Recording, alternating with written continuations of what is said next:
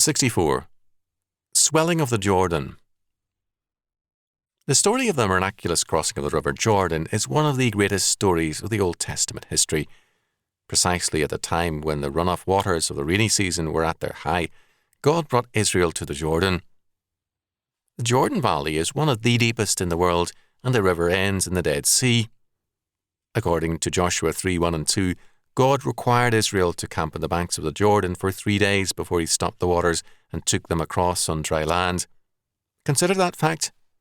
For 3 days, all Israel had to camp near the banks of the Jordan and look at an impossible crossing. 3 days gave them enough time to doubt God, to think of turning back, or to grumble at the absurdity of trusting in God. They didn't doubt, and God took them across. Perhaps you and I are now at our particular Jordan crossing. There seems to be no way through our problem, nor any safe crossing for us. All this may be the Lord's testing of our faith. The prophet Jeremiah tells us that God once answered his distresses with these words, "If thou hast run with the footmen, and they have wearied thee, then how canst thou contend with horses? And if in the land of peace wherein thou trustedest they wearied thee, then how will it do in the swelling of Jordan?" Jeremiah 12:5.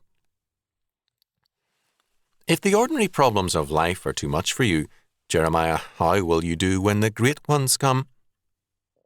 For Israel, the swelling of the Jordan was a step of faith, the testing which prepared them for victory. The question for us is this: how are we meeting the swelling of our own Jordans?